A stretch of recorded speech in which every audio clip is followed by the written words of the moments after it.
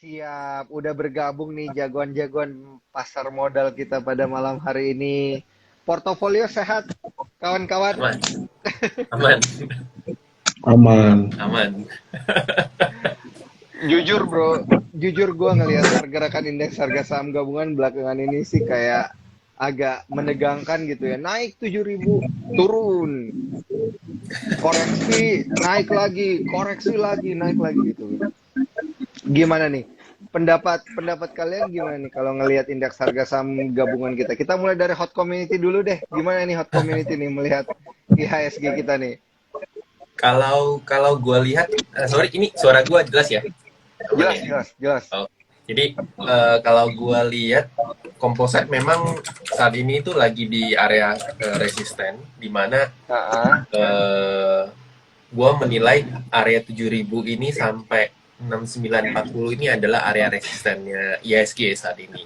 Di mana sebenarnya ada next satu lagi resisten area itu ada di 7.100. Jadi praktis ISG itu saat ini selagi dia bergerak di atas 6.900 itu masih ada chance dia ke 7.100. Tapi buat seminggu ke depan kayaknya ISG bakal bergerak sideways sih kalau menurut gua gitu. oke, oke. Sideways sih kalau dari hot community. Gimana nih kalau dari Bro Hendy nih gimana nih? Halo semua. Kalau Uh, untuk IHSG sih sebenarnya ya kalau kita mau bilang uptrend, mau bilang dia downtrend juga enggak apa belum saatnya ya. Cuman kalau kita lihat secara big view, dia ada membentuk satu pola yang menarik yaitu symmetrical triangle yang gede banget. Jadi aku setuju sama Kohandi itu IHSG itu sideways lebar banget. Cuman range-nya itu menyempit kalau menurut saya ya. Hmm. Biasanya menyempit, cuman kalau untuk nutup gap di atas di 7174 saya rasa sih belum saatnya. Belum saatnya. Hmm. Ada saatnya mungkin mungkin someday dia akan nutup dulu yang di bawah kan utang yang kemarin di gap di 6971 kan udah di 6911 sorry itu kan sudah di close hari ini ya. Which Hmm. is itu bagus karena dia tertahan juga di MA10 dan MA50-nya itu bagus banget ketahan dan dia long leg hammernya panjang banget karena kan ditarik ya. ya. IHSG-nya ditarik BBCA-nya naik, Telkomnya naik 2% dan sebagainya. Nah, kalau untuk kedepannya seharusnya IHSG memang bergerak condong di zona area 6.900 sampai 7.100 7.015 Oke. 7.050 sorry. Nah, kurang lebih seperti itu. Karena kalau kita melihat by pattern, harusnya dia ada chance untuk bikin satu pola bullish yaitu inverse head and shoulder. Cuman di kala kondisi yang market yang kurang bergairah ya kalau kita bilang ya, kurang bergairah dengan sekarang harusnya inverse head and shoulder-nya mungkin saya masih ya mungkin 60% trust dia jadi 40%-nya mungkin Hmm. masih di sell gitu Ya, untuk benar. untuk Mungkin IHSG. mungkin gue Mantap. tambahin dikit sih. Jadi kalau kalau gue Boleh, sih boleh. ada dua skenario lah. Karena kita as Mhm. a trader Iya, itu kita harus tahu potensi atau apa ya skenario apa apa apa yang bakal terjadi. Kalau misalkan ternyata dia level 7.100 nggak bisa ditembus, kemudian dia turun dan dia melewati level 6860 itu ada chance dia seperti yang tadi Hendy bilang ada chance ISG itu akan nutup gapnya itu di 6.700 6740. ya 6740 Ya, jadi area itu bakal ditutup itu plus pas sama area uptrendnya ISG breakout-nya ya kok ya. iya iya channel bawahnya yang Iya. ISG jadi itu ada dua skenario jadi kalau misalnya skenario satu adalah dia bakal super bullish lewatin 7.100 kalau enggak Hmm. dia punya apa skenario dia akan turun ke 6.740 baru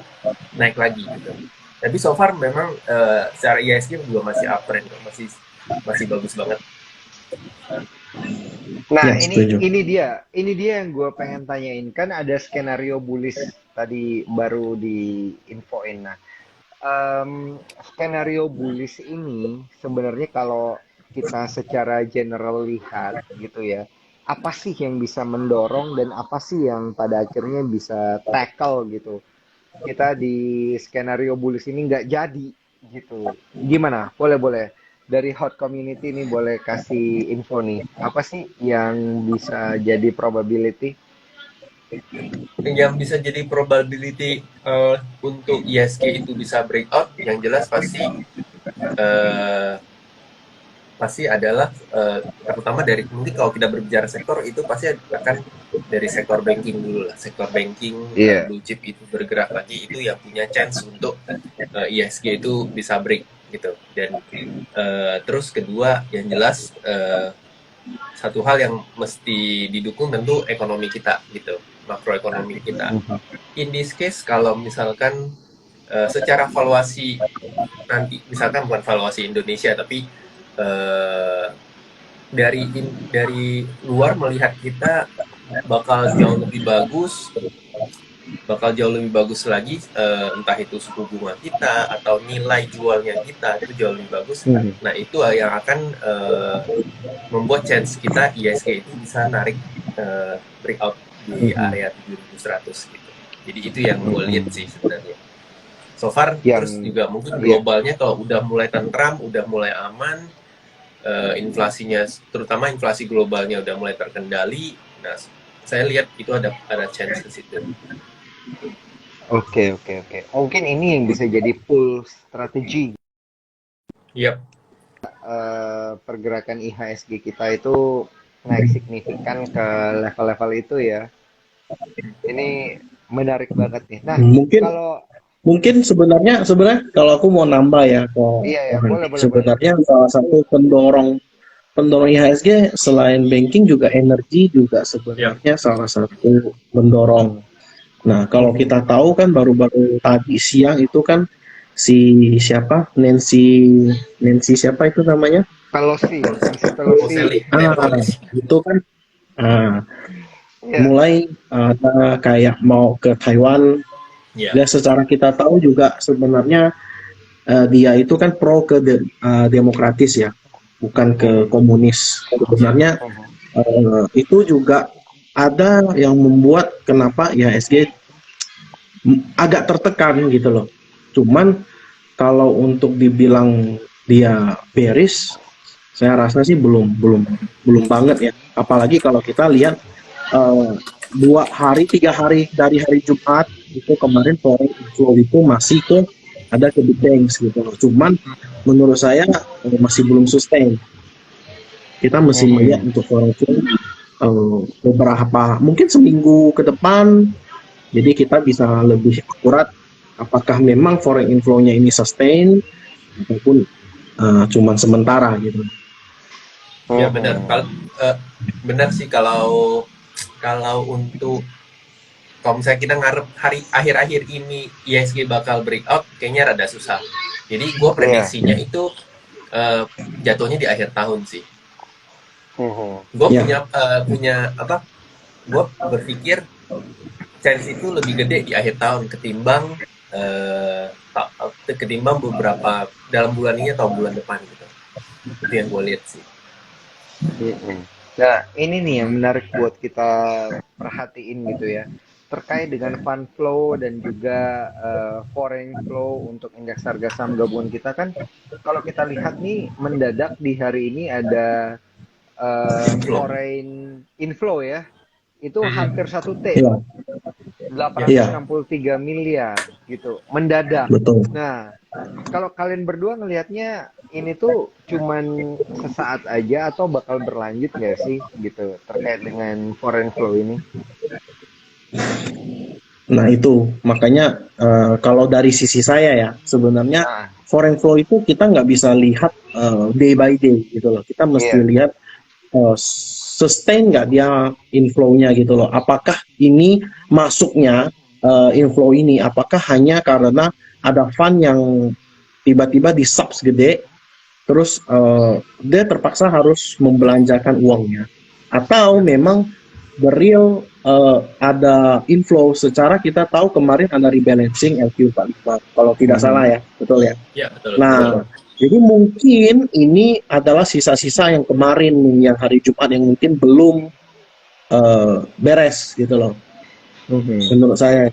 Nah makanya Oh, kita oke mesti oke. melihat seminggu sampai 2 minggu ke depan itu sebenarnya gimana, apalagi kemarin ditutup malah inverted hammer ya, kalau kita lihat Mhm. IHSG yang pas hari apa itu tanggal 29 Juni, tanggal 29 kemarin pas saat penutupan itu kan not so good candle ya sebenarnya ya. Mhm. Cuman ini kan dia hari ini berbalik arah ya, semoga dia bisa retest dulu ke 7.050 baru dia nanti baru kemana lagi gitu. Kita juga mesti lihat sih, mungkin Betul, patokannya kalau benar-benar kita lihat, mungkin kita kalau misalnya kita fokus ke info, mungkin ya kita bisa lihat Edo-nya kalau plus gede berarti ada sesuatu, tapi kalau enggak mungkin itu ya, hanya sementara sih. betul, betul. Oke oke oke oke oke. Ini menarik banget nih kalau kita perhatikan terkait dengan foreign flow. Terkait Habis itu dengan kalau tidak salah Mhm. China juga mulai cancel flight ya. Ya terkait itu kan Banyak isu flight yang mulai di politik, cancel ya. isu Isu politik kan politik. sebenarnya. Ya, banyak banyak Ini flight yang di cancel. Itu bad yang mesti sebenarnya diperhatiin. bad sentiment nggak sih? Apakah akan berdampak secara global dan akhirnya mempengaruhi pergerakan makroekonomi atau gimana gitu? Boleh boleh dikasih. Sebenarnya bukan ke bad influence, tapi lebih Iya. membuat market itu akhirnya bertanya-tanya lagi, ini ada apa nih? Kan yang nggak Ya, disukai sama market itu adalah ketidakpastian kan. Kalau Iya iya emang iya, misalkan betul. kalau sesuatu emang buruk, mungkin market cuma respon, oh oke, kita udah tahu nih risknya sampai mana. Tapi kalau yang paling dihindari sama market itu adalah ketidakpastian. Jadi ketidakpastian itu Mhm. yang bikin market itu bergejolak, market itu volatilitasnya tinggi gitu. Jadi itu yang menurut gue yang harus mungkin uh, perlu kita lihat beberapa hari ke depan sih sebenarnya. Karena ini kan ya, isu justru ini kan baru muncul itulah hari ini kan. seninya trading ya kok ya. Apa? Itulah Itu ya seninya seni trading ya trading. kok ya. Iya, iya. Kita hidup dalam ketidakpastian. Iya iya iya iya. Iya, tapi kan kalau makin nggak pasti kalau kita ngelihat volatility ini ada beberapa investor yang bisa memanfaatkan volatility ini sebenarnya bisa menjadi hal yang cukup oke juga gitu ya kalau kita Betul, trading gitu di volatility market. betul. Nah, terkait dengan volatility ini, kita kan pengen ngelihat ya kita tuh sebenarnya kan bukan mau memastikan suatu hal yang nggak pasti gitu ya. Karena kan we Ya, agree ya, everything is uncertain gitu. Nah, tapi betul. di tengah uncertain market ini sebenarnya kita tuh trader di domestic market tuh bisa ngelihat ke sektor mana sih nih. Nah, ini yang jadi pertanyaan Oh, menarik. Apakah story-nya sama aja nih kayak kemarin? Kemarin kan story-nya kayak komoditi gitu kan. Habis komoditi hmm. itu ada banking, habis banking itu ada properti, infrastruktur dan lain sebagainya. Nah, nih, gue mulai dari Bro Hendy dulu nih. Gimana nih, Bro? Ya. Kalau untuk sektor komoditi, Iya, so untuk sektoral yang menarik iya, sebenarnya iya. kalau kemarin saya monthly untuk screening itu sebenarnya ada beberapa yang menarik. Ya Mm-mm. exclude healthcare, tech sebenarnya saya nggak kurang suka. Tech yang Iya. bener-bener tech ya, maksudnya bukan bukan yang tech related gitu loh. Nah, kalau misalnya kita melihat seperti tech related itu bisa jadi kita ngomong kayak digital bank. Karena digital bank itu kan sebenarnya ada unsur finance, Mhm. tapi dia ada unsur tech-nya gitu loh. Nah, jadi eh, tech, unsur tech-nya turun, tapi unsur finance-nya naik, which is itu bisa mendorong untuk sektor digital bank. Contoh kayak tadi kita melihat ada kayak beberapa bank digital kecil itu mulai mulai ada Nah, iya, volume, iya. mulai Befik, ada Befik volume, gitu-gitu amar bergerak. masih ada volume. Jadi kalau di view saya, kalau untuk yang masih oke, itu yang based on Julai itu saya ada beberapa, kalau aku sebutnya ada basic industry, ada cyclical, ada energi masih masih hot, ada sektor finance, ada sektor industri. Kalau untuk infrastruktur, oke, infrastruktur kan terbagi dua ya. masih ada konstruksi dengan telco. Saya lebih pilih ke telco-nya, telco sektor. Nah, kalau untuk properti itu mulai leading, tapi masih belum sure, belum pasti, maksudnya belum benar-benar kayak hot naik gitu. Nah, jadi itu sih sektor-sektor yang menurut saya masih menarik untuk kita perhatiin. Kalau yang untuk belum untuk kita perhatiin sebenarnya untuk healthcare itu yang agak parah. Kalau kita melihat bahwa Sito itu kan turun airnya udah 3 hari ya kalau nggak salah. Airnya udah turun banyak. Habis itu kalau kita melihat secara untuk sektor non cyclical itu berarti lebih ke defensif untuk kayak consumer seperti itu rata-rata mantul di support, dan mau dibilang downtrend juga terlalu awal untuk bilang downtrend karena bulan Juni kemarin dia hanya minus 1,93% setelah rally yang cukup tinggi gitu loh. Seperti itu. Nah, itu sih dari aku. Gimana kok Handi? Nambahan Iya kan? sih, Atau Handi gimana nih, Handi? Jangan salah sama sebut lagi ya. namanya. Nih, kita tuh butuh 2 view. Iya, kalau Satu gue Handi, lihat sih Handy. untuk mungkin satu handy. Kalau gue lihat sih untuk mungkin sebulan 2 bulan ke depan itu kayaknya tech itu lumayan bagus. Which mean yang benar-benar tech, kalau gue lihat tuh benar-benar tech cukup bagus. Di samping itu energi masih rada, sebenarnya kalau kita sebut energi bakal running lagi kayaknya belum. Cuman posisi sekarang di energi itu jauh lebih sideways sih menurut gua. Even contoh batu bara kan harganya tetap di 400-an, terus dia turun lagi ke 300-an, terus naik lagi ke 400-an gitu. Jadi dia akan mulai tertahan di situ. Yang mungkin yang jadi concern itu adalah kalau dari sisi energi itu lebih ke oil mungkin. Gue punya view oil itu mungkin akan sedikit downtrend karena kenaikannya kemarin. Jadi praktis oil itu mungkin mulai agak sedikit downtrend. Terus kalau batu bara itu sampai akhir tahun harusnya masukin 3 atau 2 bulan sebelum tutup tahun itu batu bara akan bergerak lagi, di mana ya kita tahu ketika winter datang semua orang butuh batu bara lagi, termasuk di Eropa atau segala macam. Jadi for sure untuk sekarang gue melihat tech masih cukup oke untuk bulan ini ya. Untuk bulan ini kayaknya tech company itu jauh. Pokoknya yang dari kemarin kan, yang kemarin yang lebih bergerak itu blue chip terus defensif. Nah, sedangkan yang tech apa segala macam atau mungkin yang second liner, third liner itu diam. Nah, ini di switching. Jadi yang blue chip defensif diam, gantian. Jadi yang tech yang rada-rada risknya tinggi itu mulai jalan. Contoh misalkan kalau kita lihat tech di US juga Nasdaq-nya menguat, walaupun kalau secara technical Nasdaq itu sekarang lagi di resist, jadi ada kemungkinan dia akan slow ya, akan turun dikit, tapi for sure secara tech itu masih volatilitas masih cukup bagus gitu. Jadi gue melihat beberapa sebulan 2 bulan ini cenderung kita akan mungkin bisa nyari cuan tech gitu.